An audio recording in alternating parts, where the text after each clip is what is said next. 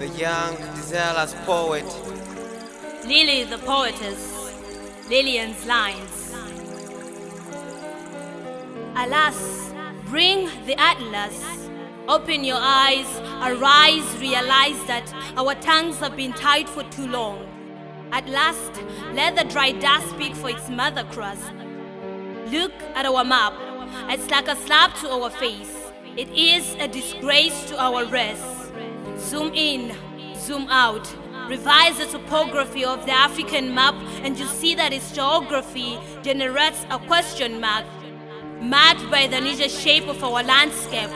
From north to south, east to west, they ask the same question in every place. The continent is continually not contained.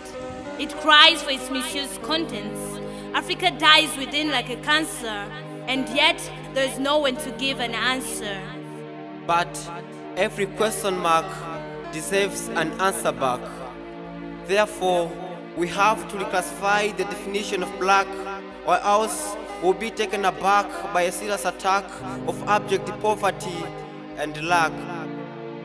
Don't be deceived. Africa is not poor. Our poverty only exists in the context of the rich for sure, cause they bewitched our economy. This problem has been part of Africa for years, but unfortunately it has not been addressed. Instead, every year we hear the same State of Nation address that it has nothing to do with our physical address. Politicians debating who the next president is, while Africa becomes less and less independent. Therefore, we continue to feel the fears of our tears, thinking that we are free when actually we are chained by chaining chains we cannot see.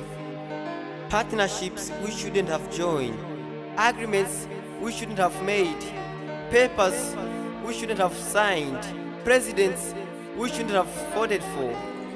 Now, the question that Africa has for the world is, when will colonization ever cease? I'm not trying to be mean, but I mean, what is the meaning of Independence Day when we depend on foreign aids every day? Thank you, overdeveloped countries, for donating your foreign aids. But I still wonder, how is it that 1 unit of your currency equals hundreds and thousands of mine, when actually I'm the one that has the gold reserve? Well done, you have taken control of our minds to get access to our minds. When will we be free from this mask of freedom? When will we be saved from this colonization syndrome? Let us not pretend like colonization is dead, no?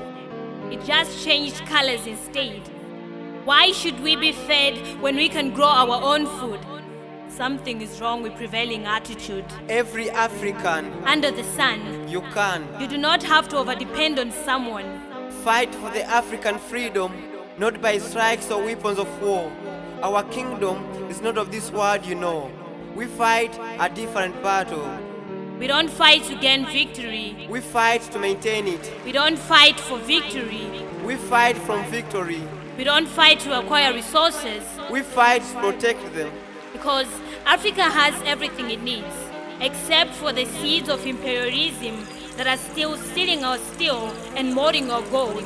Even those can be stopped if we stop watering them and giving them a platform just because they have a uniform. This is the African reform. Don't get us wrong. We are not attempting to establish a new kingdom.